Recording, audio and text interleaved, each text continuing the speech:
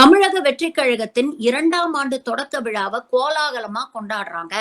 இந்த ஓராண்டுல என்னடா கிழிச்சிட்டீங்க அப்படிங்கறத கேட்கறதுக்காக பத்திரிகையாளர்கள் அங்க போய் மைக்க நீட்டி இருக்கிறாங்க. ஆனா விஜயுடைய பவுன்சர்கள் அவங்கள மேன் ஹேண்டில் பண்ணி அவங்கள அங்கேருந்து தள்ளி விட்டுருக்காங்க. இதுல ஒரு பத்திரிகையாளருக்கு அடிபட்டு அவர் ஆஸ்பத்திரியில அட்மிட் ஆயிருக்கிறாரு.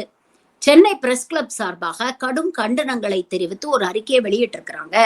பத்திரிகையாளர்களை மோசமா நடத்தின அந்த பவுன்சர்கள் மற்றும் கட்சி நிர்வாகிகள் சார்பாக கட்சி தலைவர் நடிகர் விஜய் பகிரங்கமா பத்திரிகையாளர்கள் கிட்ட மன்னிப்பு கேட்கணும் அப்படிங்கிற ஒரு விஷயத்த சொல்லியிருக்காங்க. அது மட்டும் இல்லாம பாதிக்கப்பட்ட பத்திரிகையாளர்களுக்கு மருத்துவ செலவையும் நீங்க தான் பாத்துக்கணும் அப்படின்னு சொல்லியிருக்காங்க.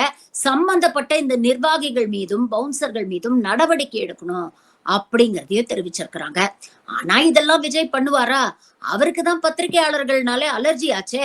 கட்சி தொடங்கி 2ஆம் ஆண்டு தொடக்க விழாலாம் கொண்டாடுறாரு.